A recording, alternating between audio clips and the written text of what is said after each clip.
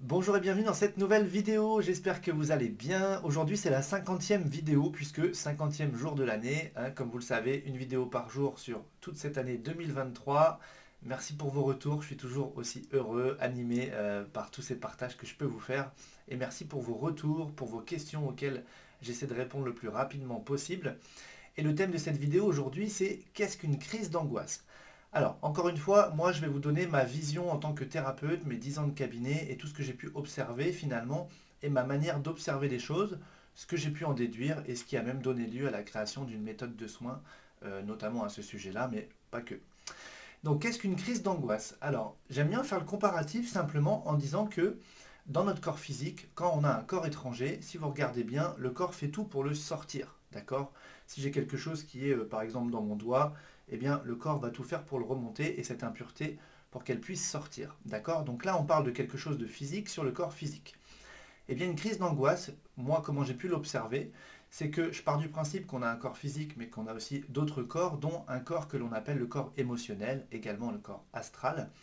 Et en fait, dans la vie de tous les jours, quand on va commencer à emmagasiner de l'information comme ça, donc ça peut être des stress, ça peut être, ouais, souvent on va dire que c'est quand même des stress, mais en tout cas tout un tas d'informations qu'on pourrait qualifier comme étant négatives, et en tout cas avec des fortes charges émotionnelles. Donc, soit on les libère et puis tout se passe bien, soit on les emmagasine. Et en fait, ça se stocke et c'est pas gratuit de faire ce stock-là. En tout cas, je dis souvent c'est une mauvaise épargne puisque au bout d'un moment, de toute façon, le corps il va être en trop plein et va vouloir faire sortir ça, d'accord? Et souvent, ça arrive à un moment où on s'y attend pas. Les facteurs extérieurs, on n'arrive pas toujours à établir les liens de corrélation. Et qu'est-ce qui se passe? Eh bien, en fait, le corps émotionnel va faire sortir les choses, d'accord? Il va tout faire pour que ça sorte et il va mettre à l'extérieur. Et ça va se manifester très souvent par une oppression respiratoire et puis une augmentation du rythme cardiaque. Ce qui fait que ça engendre quoi? Ça engendre une peur déjà, puisque en fait ça renvoie à la peur de mourir. Et on va vouloir contrôler ce qui se passe. Et qu'est-ce qu'on va faire? On va tellement vouloir contrôler ce qui se passe qu'on va à nouveau renfermer à l'intérieur les choses. Et puis bah, ça ne sera toujours pas libéré. Donc finalement l'inconscient, lui, il va se dire, bah attends, moi j'ai voulu faire sortir les choses, ça n'a pas marché avec un certain niveau de puissance. Bon bah la prochaine fois je vais y aller plus fort. Et soit il y va plus fort la prochaine fois, soit il y va moins fort mais plus souvent. Donc on va avoir des crises d'angoisse comme ça qui vont commencer à être de plus en plus récurrentes et toujours aussi incontrôlables, les mêmes symptômes, donc les mêmes peurs, cette même envie de contrôler, et puis on se retrouve comme ça dans un cercle vicieux et on n'arrive pas à s'en sortir. Et il y a comme ça des personnes, moi, qui viennent me voir et qui ont essayé beaucoup de choses, et puis qui sont un petit peu en bout de ligne et qui ne savent pas comment faire, mais le quotidien commence à devenir de plus en plus invivable. Et parfois même, ça commence à se généraliser et à se déclencher n'importe où, n'importe comment. Et effectivement, oui, ça devient pour le coup, invivable. Donc moi, ce que je dis, en tout cas, comment je l'explique, c'est, voilà, votre corps, il a emmagasiné de l'information et à un moment donné, il veut le faire sortir. Et c'est pour ça que j'aime bien remplacer le terme crise d'angoisse par crise de libération. Et déjà, je trouve que de le nommer, de le définir sous cet angle-là, eh bien, ça donne tout de suite une autre approche des choses en disant, ok, mon corps, il veut simplement se libérer. Et son moyen, bah, en fait, c'est de faire remonter cette information. Alors effectivement, c'est une émotion, c'est de l'information, c'est de l'énergie qui est dans le corps, qui contient des informations. Et souvent, ça va se localiser ici, d'accord? Et on ne sait pas trop comment faire. Donc, déjà, le fait de dire que c'est une crise de libération, on va accueillir les choses. Et, alors je sais que ça peut paraître très difficile de faire ce que je vais vous dire là, mais en cas de crise d'angoisse, si on est dans le bon contexte, d'accord, si on peut le faire, hein, je ne dis pas qu'on peut faire ça au volant d'une voiture, en pleine rue, en plein milieu d'un magasin, mais en tout cas si vous êtes chez vous et qu'il y a une crise d'angoisse qui se manifeste, retenez bien que ça va commencer à s'intensifier.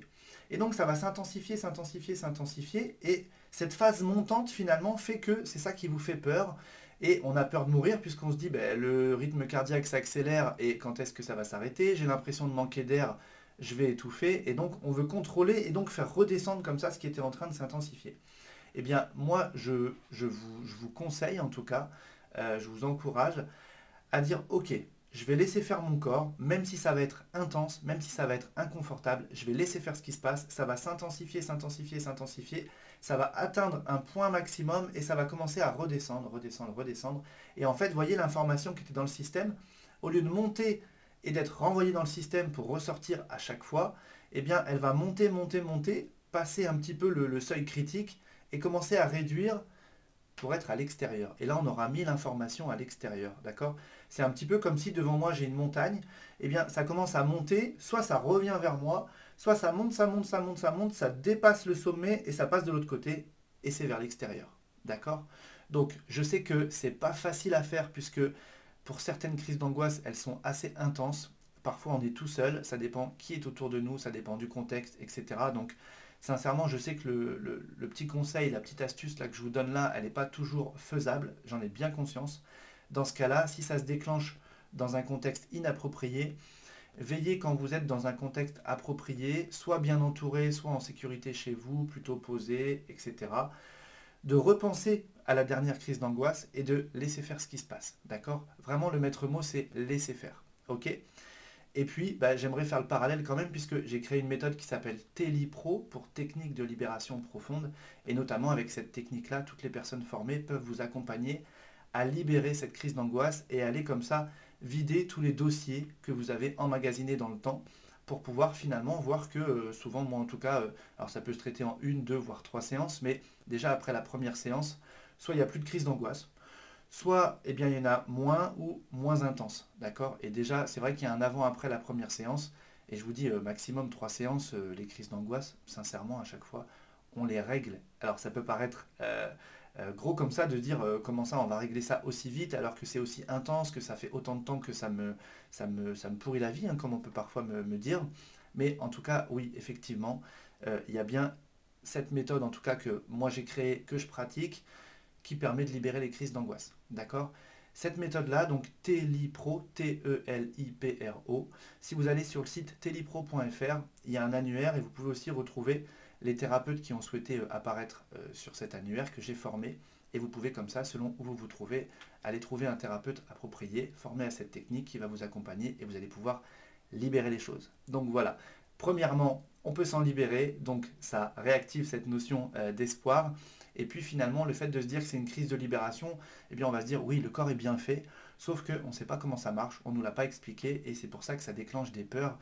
Et comme je vous dis, ça renvoie à la peur de mourir, puisque je manque d'air, mon rythme cardiaque s'accélère, et en fait, c'est presque la crise d'angoisse va générer une peur sur les peurs qu'on voulait libérer, enfin, et du coup, c'est tout un système qui s'en mêle, alors que dans un contexte approprié, soit si vous faites ce que je vous ai dit, soit avec un thérapeute formé, notamment à Telipro, on va pouvoir libérer les choses, d'accord? Puisque moi j'ai remarqué que même avec l'hypnothérapie, on peut améliorer les choses, mais on ne va pas aller libérer le fond des choses. Donc ce qui fait que ça a tendance à se réactiver après dans le temps, peu importe combien de temps après, hein, c'est parfois court, parfois long.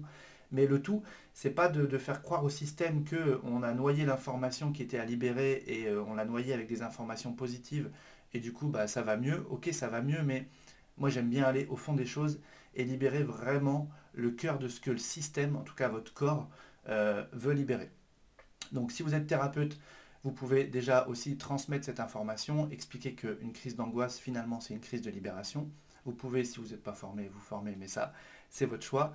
Et puis, si vraiment c'est vous qui êtes dans ce cas de vivre des crises d'angoisse, eh bien, sachez que vous pouvez vous en sortir.